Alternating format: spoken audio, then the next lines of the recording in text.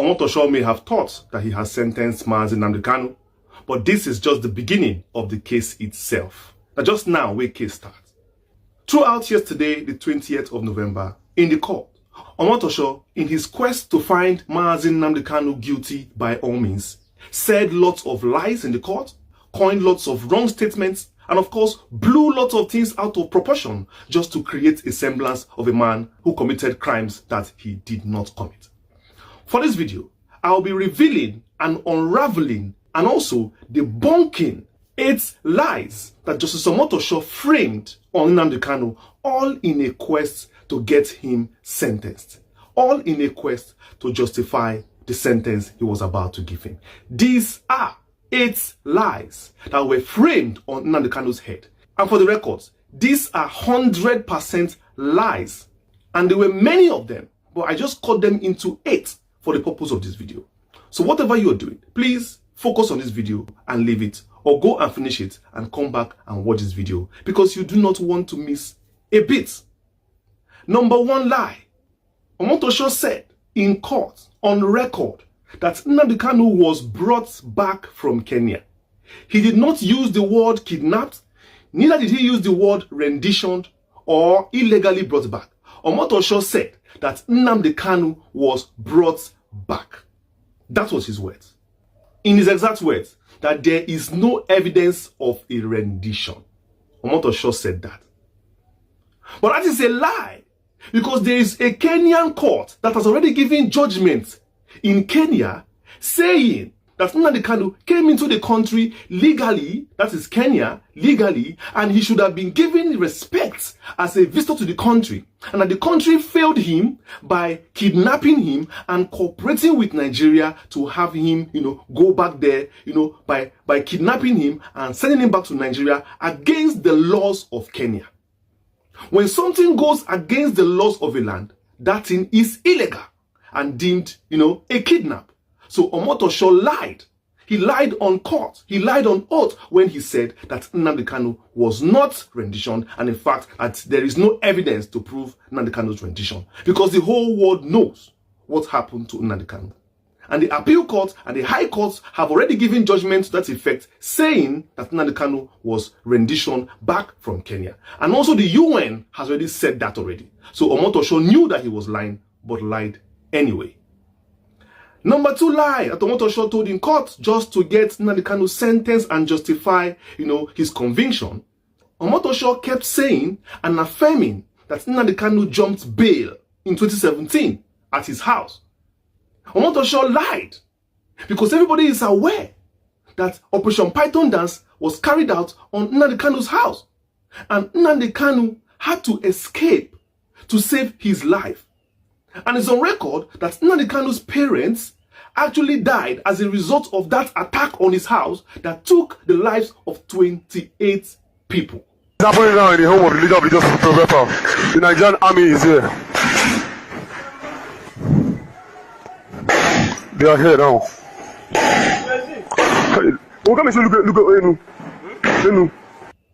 So how would a judge, a sitting judge of Nigeria, not be aware of the things happening in the country? How will a judge say and lie that he does not know that Nnamdi Kanu actually saved his own life by fleeing from attack? So this is a huge lie that was told before the world just to portray Nnamdi Kanu as a guilty man, because he knows very well that referring to Nnamdi Kanu as somebody who jumped bail will portray Nnamdi Kanu as a serial, criminal. But that was a lie, because Nnamdi Kanu never jumped bail.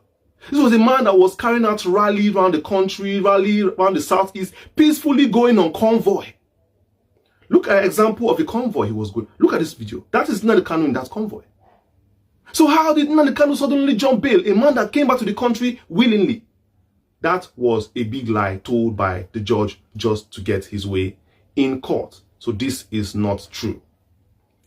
Number 3 lie that was framed on Nnamdi Kanu's head to get him convicted by force is by saying that Nnamdi Kanu is healthy enough to stand trial because Nnamdi Kanu decided himself to defend himself and the way he is expressing himself in court, that means Nnamdi Kanu looks fit.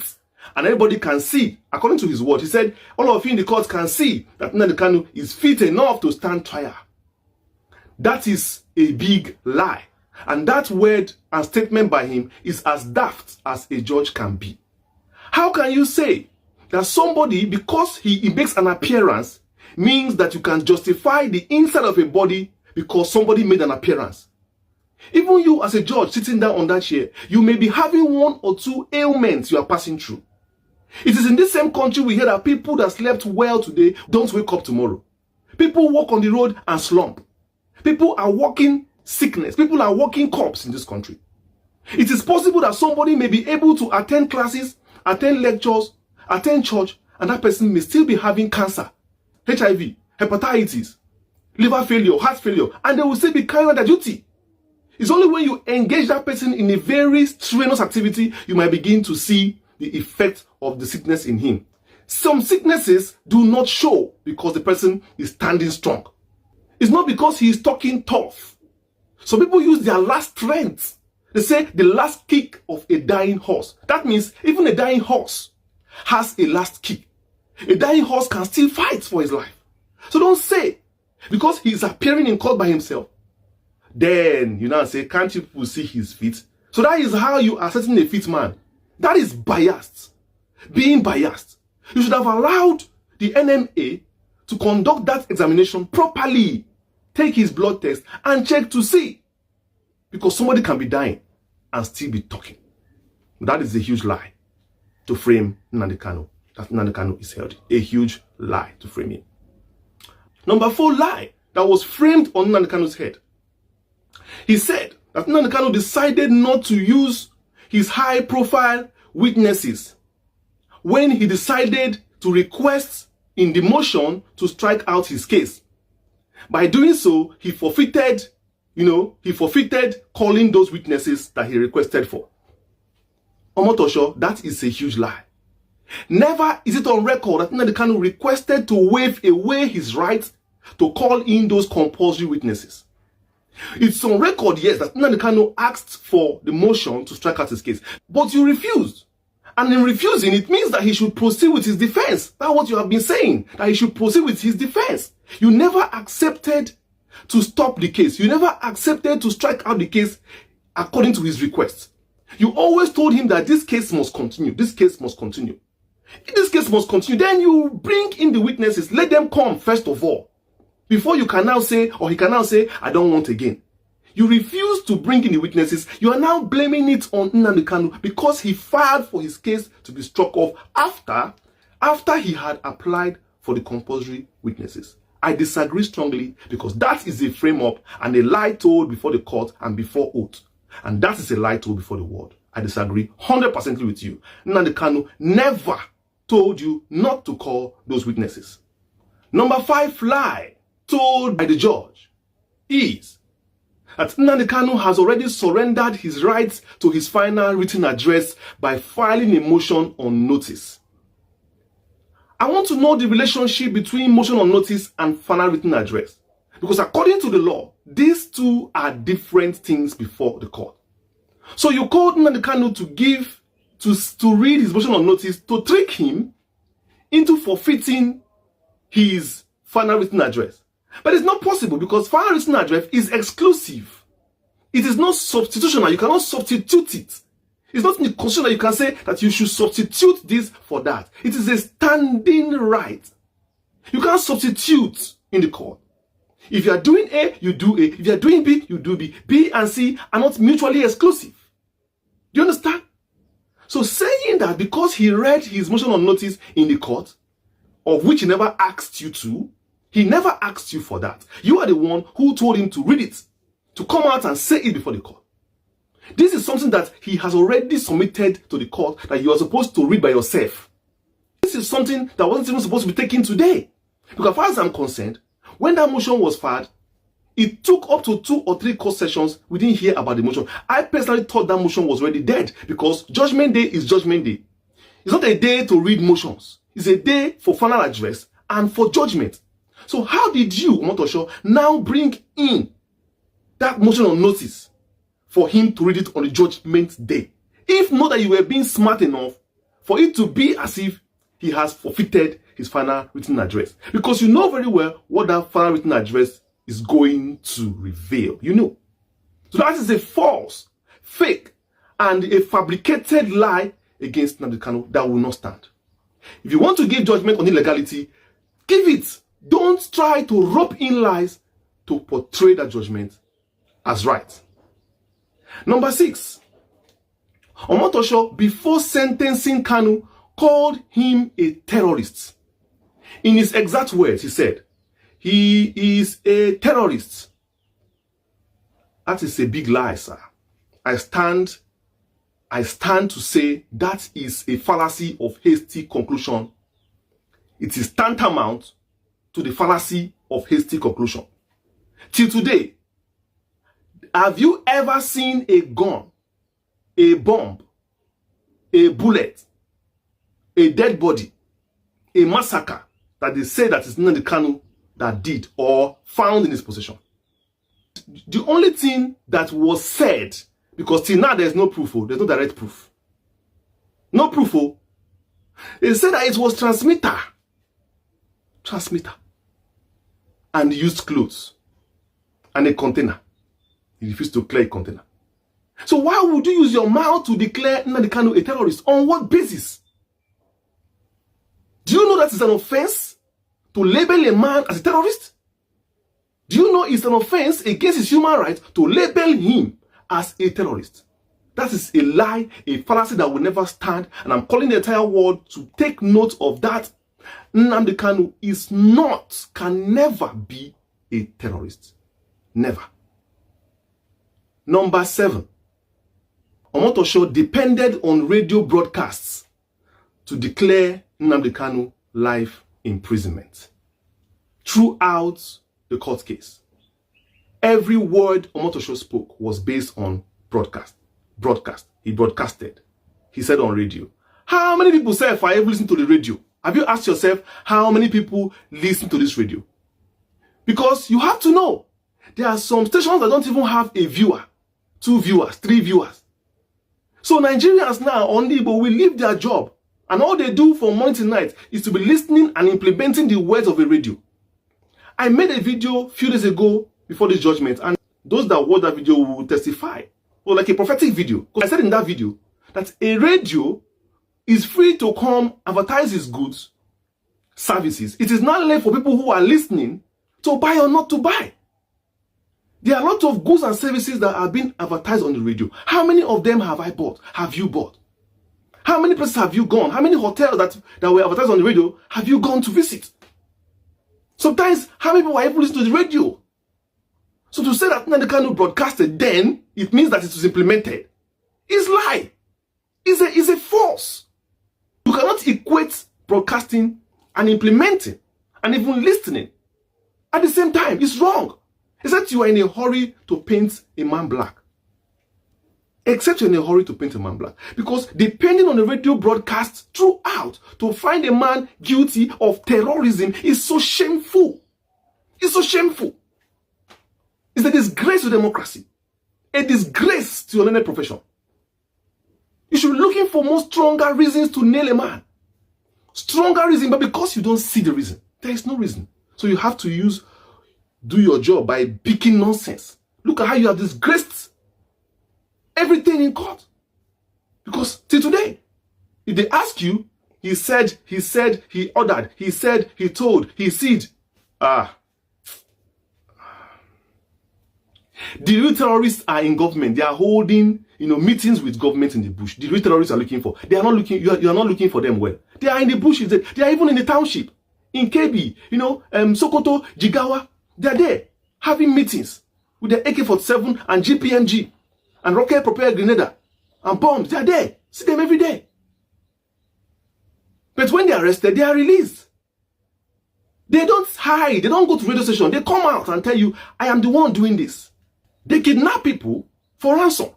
They kill people. They behead people. But Nnamdi Kanu is talking on his own accord. Just talking. Just talking. Where did Actus Reus go to? I thought Actus Reus is a precedent for judgment in times of crime, because there should be an action.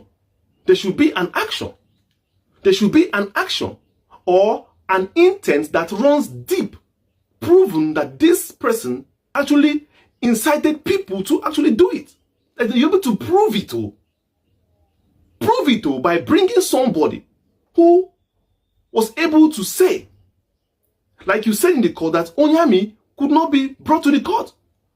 Onyami said this, Onyami said that the Onyami could not be brought. So how did you now actually convince him without somebody actually saying, I here, was incited to do by this broadcast? Number 8. Omotosho said that Nnamdi Kanu tried to bomb British embassy and American embassy. These are the kind of statements that I heard yesterday in the live video. These are the kind of things Omotosho was trying to brainwash people in the court. Telling people that Nnamdi Kanu told his members to go to British embassy, and he kept on calling the British High Commissioner then Catriona Laing. This is a woman that Nnamdi Kanu does not like, for one, because we all know the British job in Africa. We know their mission in Africa. And they were there praising the British, praising Catriona Laing, good woman, law-abiding woman. These are people who are feeding off of the poor in Nigeria. We have 230 million poor people in Nigeria, and you think that these people are not responsible for making Nigeria poor despite its riches? If the British really love Nigeria and are really law-abiding, this High Commissioner and the Prime Minister, they would have made Nigeria a better place. They would have made sure that even as they are eating from Nigeria, Nigeria is still okay. For you to be praising them in your court, that is so shameful. And even siding with them against Nnamdi Kanu, it goes to what people are saying, that the British is teaming up with other tribes of Nigeria against Sunday Igbo. You just displayed that in court. You just displayed the fact that the British is the one that is sidelining and teaching you people to sideline Igbo and treat them like thieves and criminals. That is why you spend your time praising Catriona Laing, praising the British, praising the Prime Minister, praising them, and destroying Nnamdi Kanu, your fellow black man. So shameful. Roping in American embassy to it was the lowest of low. That Nnamdi Kanu wants to also try to bomb American embassy. He intended to bomb American embassy. These are the things you use to give judgment. American embassy that we all know that the Igbos hold America in high esteem. The same America that is pro-Biafra. The same America that is pro-Igbo. The same America that Igbos are thriving, that gave Igbos, a title, a day, what we call a day. The same America that you are trying to turn against Igbo. America are not daft. They know the British propaganda in Africa and what you are trying to do. They are very aware of the game you played in that court yesterday. You should have just gone ahead and give your judgment. All those propaganda you are trying to bring, you're not the right person for it. You don't even look good doing it. Leave propaganda alone for politicians. Leave it for diplomats, not for you, a judge. Using your court to do propaganda, it showed clearly how partisan you were. Partisan you were. Partisan you were. So these are the 8 lies, fallacy, fabrications that were brought up in court, all in a quest to paint Mazi Nnamdi Kanu wrong and sentence him to whatever you want to sentence him. And don't give me that crap of you are showing mercy, it's supposed to be death penalty, it's not life imprisonment. Look at you. You don't even have shame to say that Nnamdi Kanu deserves death penalty. In fact, it is even evil enough to open your mouth and say he is a terrorist. For that word alone, even if you didn't even sentence him at all, for you to say that Nnamdi Kanu is a terrorist, I am so disgusted. I am so disgusted. I am so disgusted. Propaganda Omotosho, your propaganda yesterday, you have now promoted yourself from adjournment Omotosho to propaganda Omotosho because you didn't do a good job. You stammered your way through other statements. You struggled your way into blowing blatant lies, and you finally landed in the pit that they dug for you. End of the day, that case has left your court. Now you can rest. You have achieved your aim, and you have written your name boldly on Nigerian history, and of course on Biafran history. Biafran history. The world should be made to be aware that Nnamdi Kanu is innocent. Nnamdi Kanu has never hurt a fly. And in fact, it is on record. Let me correct Omotosho. That Nnamdi Kanu said that in his quest for Biafra is going to be by referendum and not by the shot of a gun. And not by the shot of a gun. And those things you are reading on the court, you never saw that in his video. You never saw where he said that his quest for Biafra will be by referendum. That means you actually knew what you wanted to do. Because it was very clear in his messages all the time, that we are not violent. We are not violent.